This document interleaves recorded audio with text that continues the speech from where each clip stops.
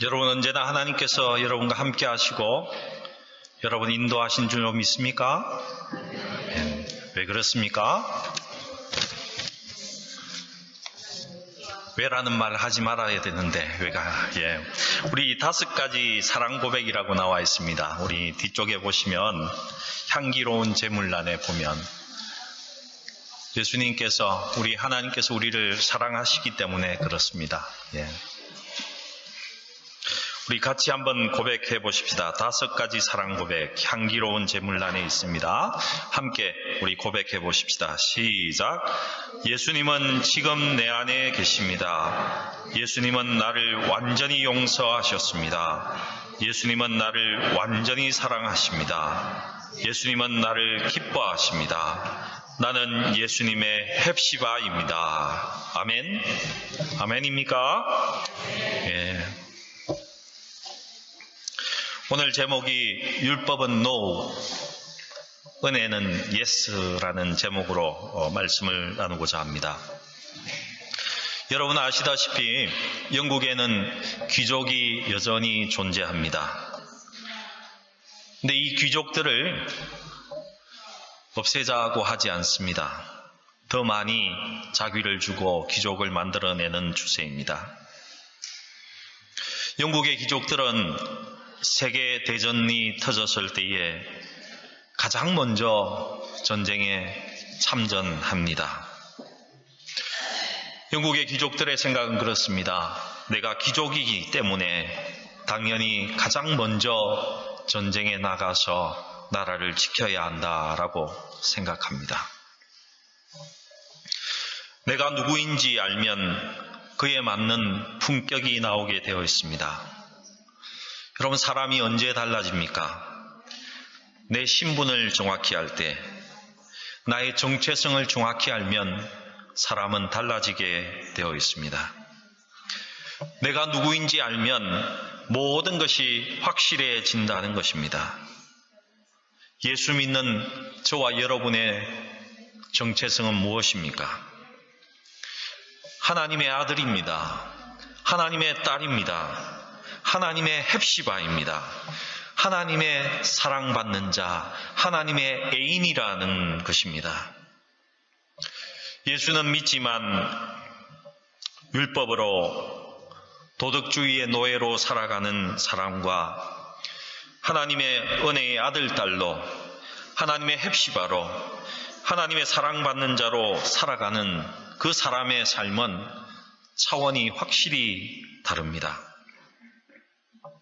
오늘날 많은 성도들이 자기 자신이 도저히 달성할 수 없는 율법주의의 종으로 살아갑니다.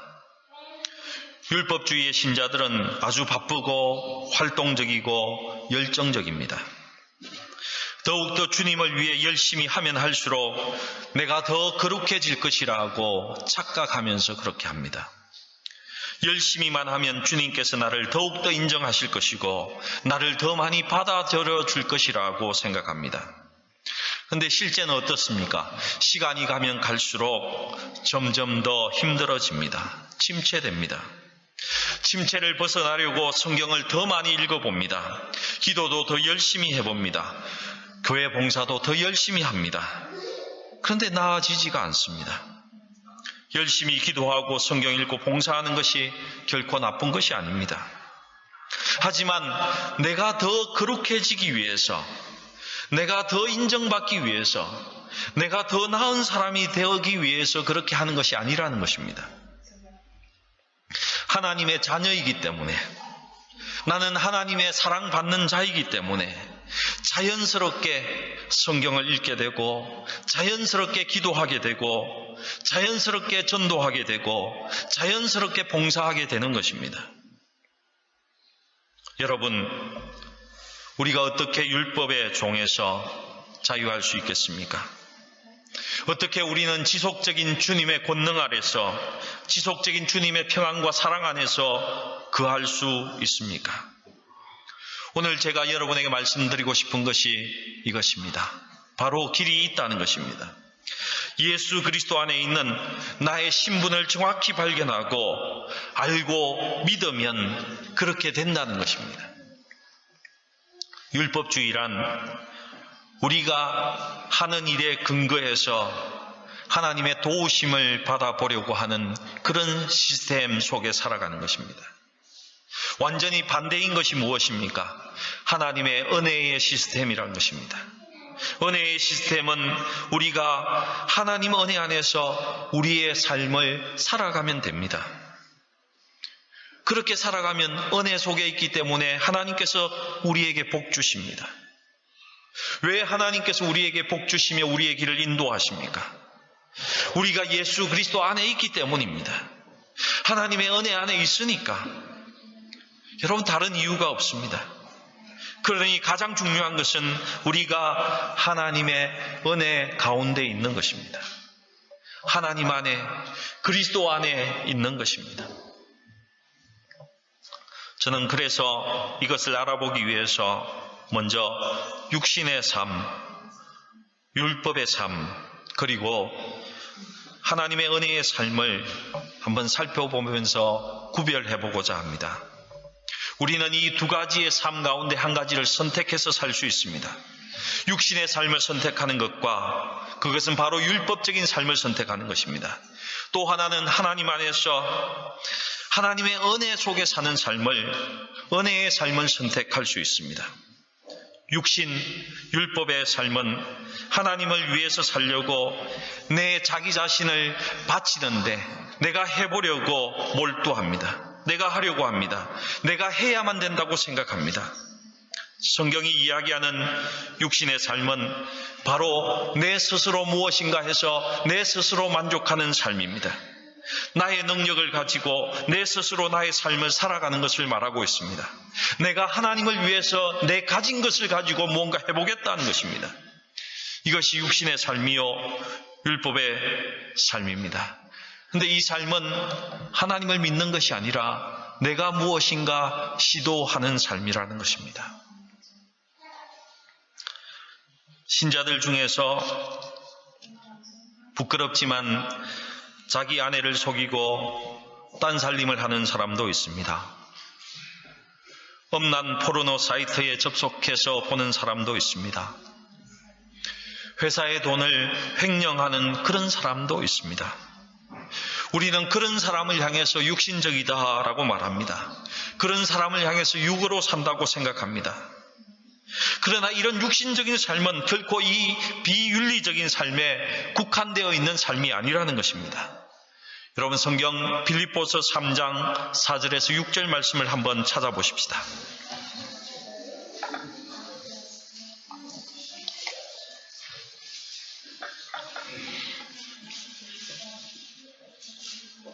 빌립보서 3장 4절에서 6절 말씀입니다.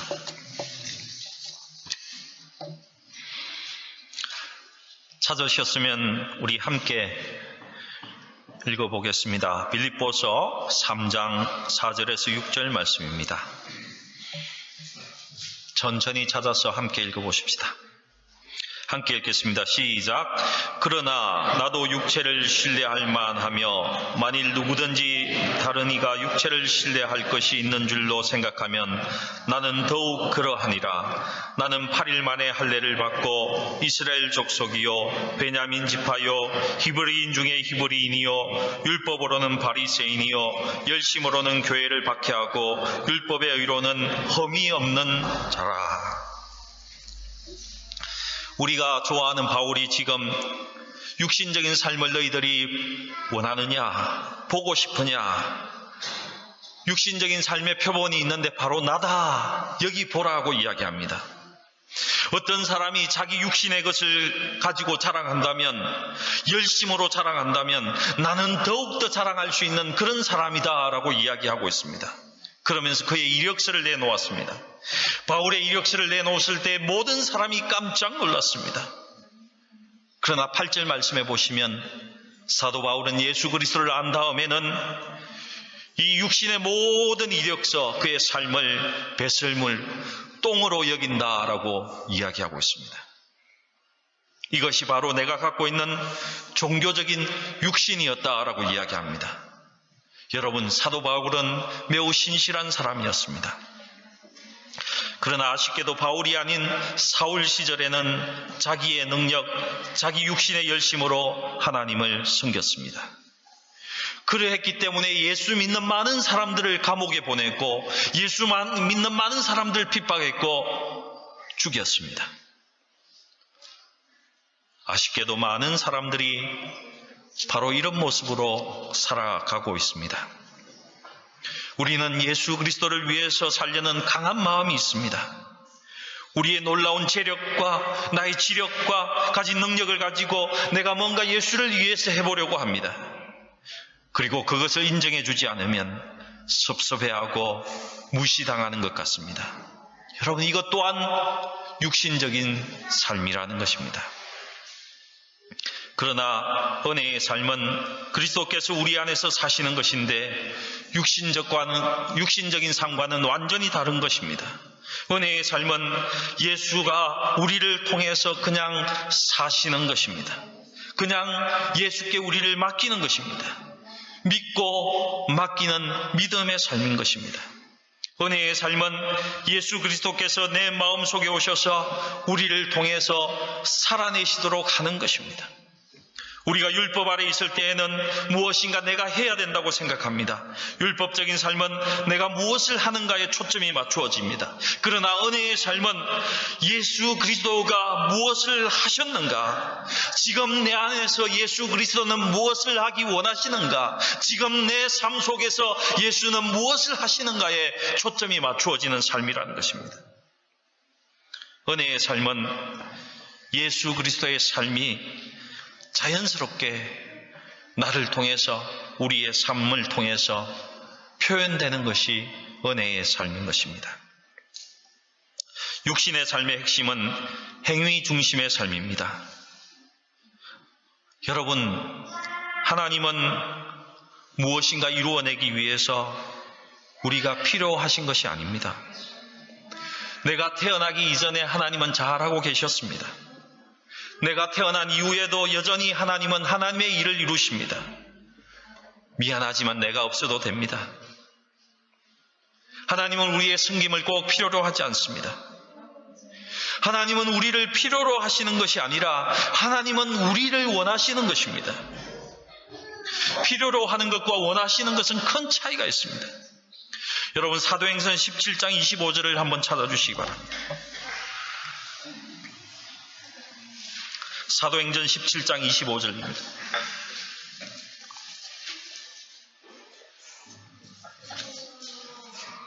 사도행전 17장 25절의 말씀입니다.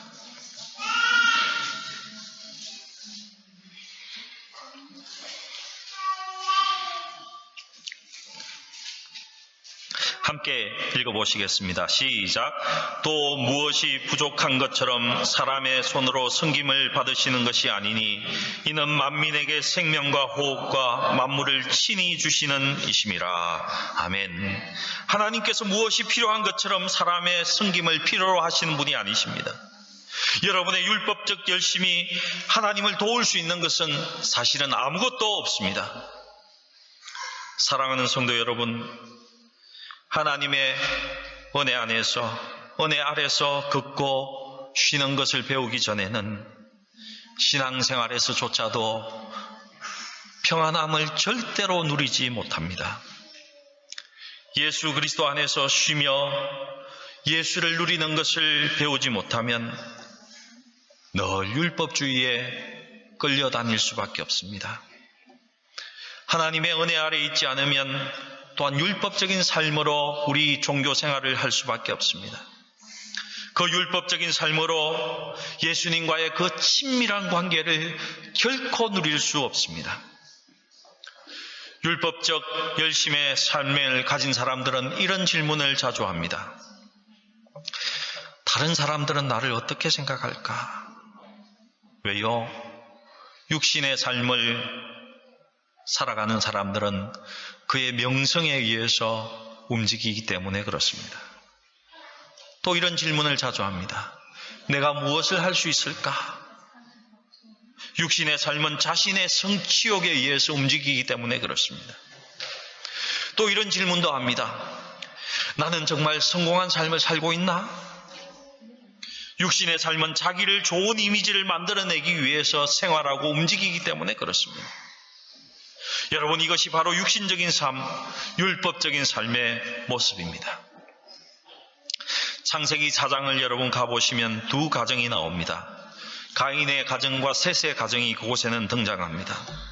셋의 가문은 하나님을 의지해서 살아가는 사람이고, 가인의 가문은 하나님을 의지하지 않는 가문의 모범이 나와 있습니다. 셋의 가문은 하나님의 은혜 가운데 살아가고, 가인의 가문은 육신적으로 살아가고 있습니다. 여러분, 창세기 4장 16절에서 22절을 한번 찾아보시기 바랍니다. 창세기 4장 16절에서 22절입니다. 그곳을 쭉 보시면요, 창세기 4장 16절에서 22절을 보면 이런 구절들이 나옵니다. 그가 임신하여 에녹을 낳은지라 가인이 성을 샀고, 또 조금 뒤쪽으로 가면 야발을 낳았으니 그는 장막에 거주하며 가축을 치는 자의 조상이 되었고, 또 그의 아우의 이름은 유발이니 그는 수건과 퉁소를 잡는 모든 자의 조상이 되었고, 그리고 두발 가인을 낳았으니 그는 구리와 새로 여러 가지 기구를 만드는 자요. 여러분, 가인의 후예에 대해서 무엇을 기록하고 있습니까? 그들이 무엇을 하였는지 그 일에 대해서 기록되어 있고, 그들이 무엇을 하였는가를 기록하고 있습니다. 어떤 사람은 성을 구축했고, 어떤 사람은 육축을 치는 자의 조상이 되었고, 어떤 이는 음악가가 되었다고 합니다. 잘 보시기 바랍니다.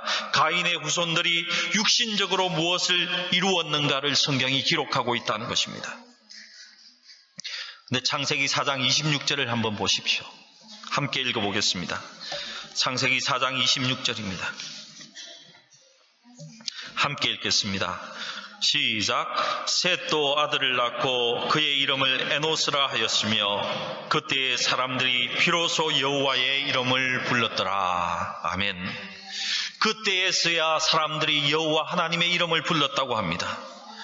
이들이 하나님을 부르며 하나님 안에서, 하나님의 은혜 안에서 살았던 가정의 모습인 것입니다. 그런데 셋의 후손들은 성경에 어디를 찾아보도 그들이 무엇을 했는지에 대해서 성경은 기록하지 않습니다. 왜 그렇습니까? 왜냐하면 셋의 후손들이 무엇을 했는가는 그렇게 중요한 것이 아니기 때문에 그렇습니다. 하나님을 의지하지 않고 사는 사람에게는 내가 무엇을 했는가가 중요합니다. 하지만 내 자신의 신분을 하나님 안에서 찾는 사람들은 자신의 하는 일을 심각하게 생각하지 않는다는 것입니다.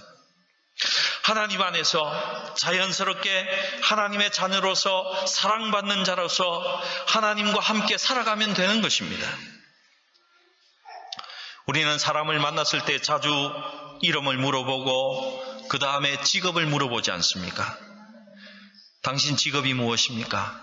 예, 저는 의사입니다. 뇌 전문의입니다. 그렇습니까? 우리는 자주 아주 놀라면서 정말 대단합니다 하는 눈으로 바라봅니다. 근데 한 번씩 당신의 직업은 무엇입니까? 물으면 저는 환경미화원입니다. 청소부입니다. 그러면 우리 어떻습니까? 그래요? 조금 우습게 여기지 않습니까? 사람들은 자신의 신분을 내가 무엇을 하느냐에 두고 있습니다. 네, 여러분 기억하시기 바랍니다. 하나님의 나라에서는 결코 그렇지 않습니다. 육신적인 삶, 율법적인 삶에서는 내가 무엇을 하고 있느냐를 강조하지만 하나님 은혜 아래에서는 예수 안에 있는 나 자신이 그냥 하나님의 사랑받는 자로서, 하나님의 자녀로서 중요한 것입니다. 내가 하나님의 자녀이고 나는 하나님의 사랑받는 하나님의 헵시바이고 나는 하나님의 사랑받는 자, 하나님께서 유일하게 사랑하는 자라는 것을 믿고 있기 때문에 그렇습니다. 하나님의 은혜의 삶의 핵심은 예수 그리스도 안에서 살아가는 것입니다. 예수가 우리의 삶인 것입니다. 나는 없고 그리스도가 나를 통해서 사시는 겁니다.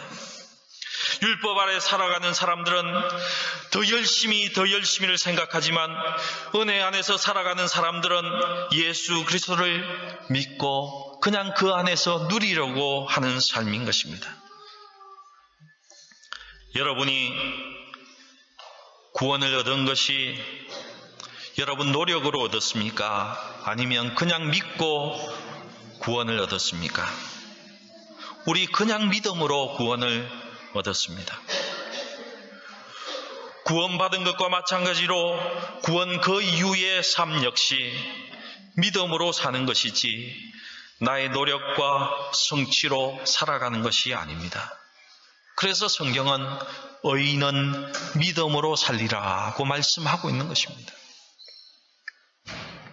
여러분, 예수님이 만약 하나님을 의지하지 않고 사셨다면 예수님께서 이 지구상에서 몇 가지 정도의 기적을 베풀 수 있었다고 여러분 생각하십니까?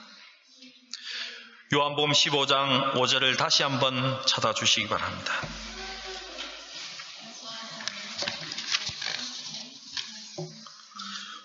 요한복음 15장 5절입니다.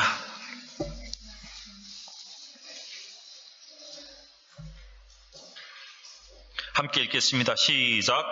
나는 포도나무요 너희는 가지라. 그가 내 안에 내가 그 안에 거하면 사람이 열매를 많이 맺나니 나를 떠나서는 너희가 아무것도 할 수 없습니다. 아멘. 나를 떠나서는 너희가 아무것도 할 수 없습니다. 이 말씀을 근거로 하면 우리 예수님도 아무것도 하시지 못했습니다. 예수님은 하나님이시지 않으십니까? 하나님이기 때문에 당신 마음대로 모든 것을 할 수 있었을 텐데 그분은 그 하나님의 아들로 그 직분을 지키고 계셨던 것입니다.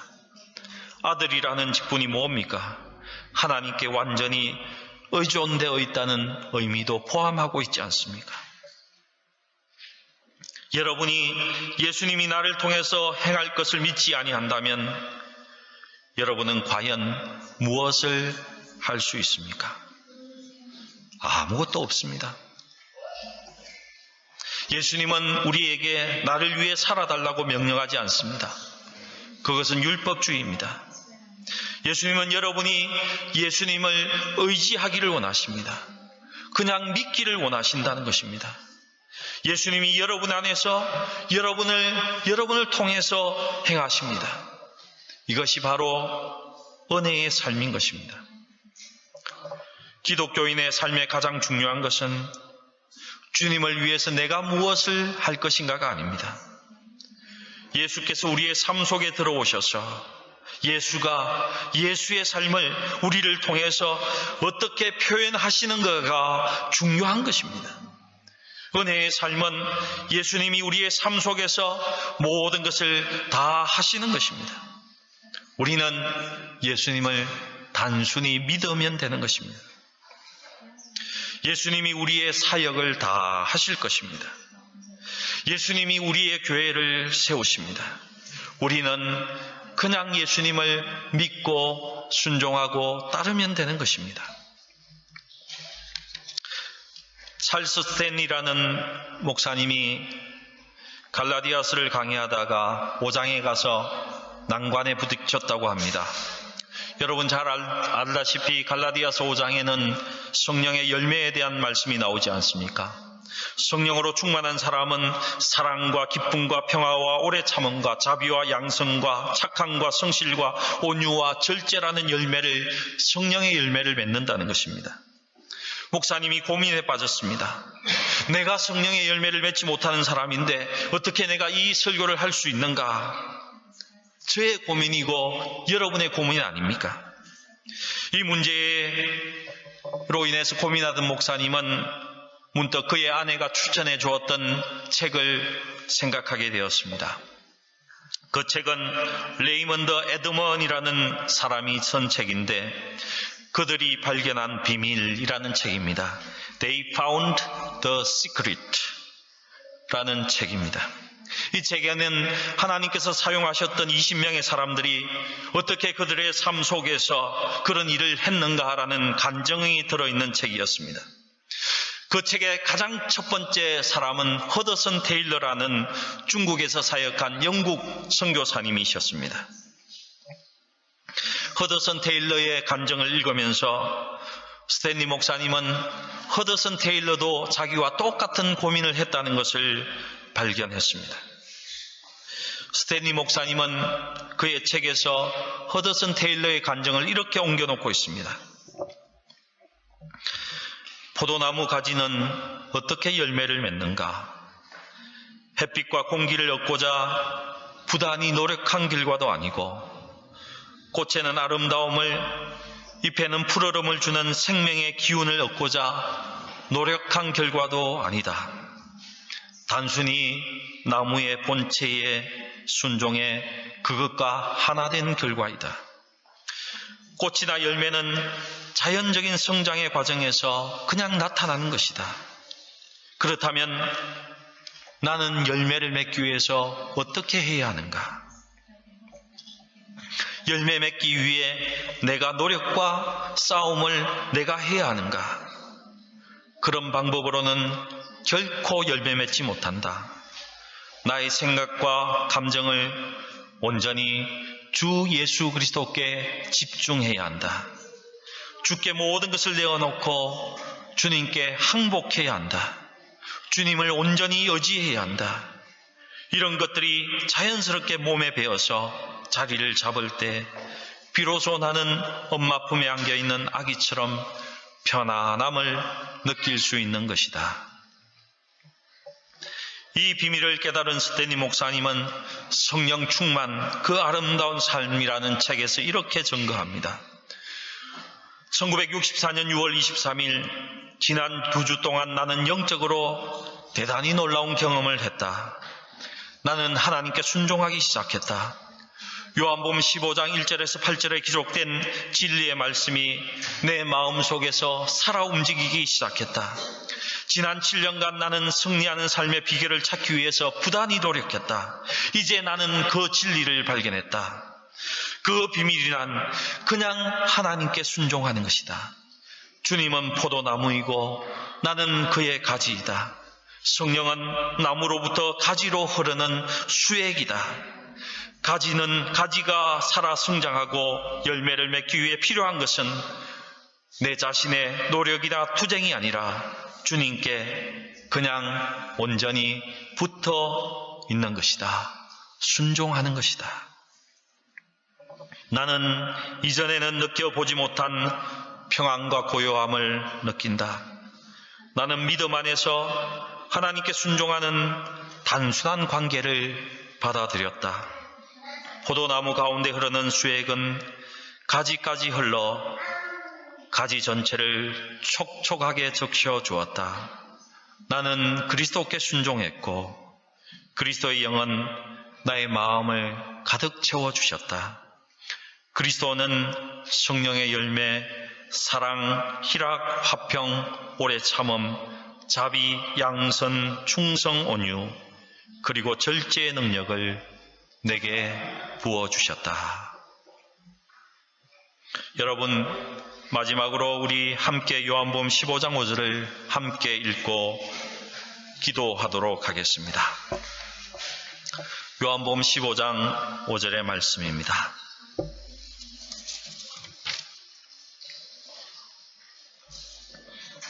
함께 읽겠습니다. 시작. 나는 포도나무요 너희는 가지라. 그가 내 안에 내가 그 안에 거하면 사람이 열매를 많이 맺나니 나를 떠나서는 너희가 아무것도 할 수 없음이라. 아멘. 기도하십시다. 우리를 사랑하시는 은혜의 하나님, 저희가 언제나 하나님께 붙어 있어 하나님의 영광이 우리를 통해 나타나게 하소서. 나는 없고 그리스도만 있어 나의 삶 속에 예수 그리스도가 가득하게 하소서. 우리를 자녀 삼아주시고 우리를 헵시바로 사랑해주시고 늘 함께 하나님께서 함께 해주셔서 감사합니다. 예수님의 이름으로 기도합니다. 아멘.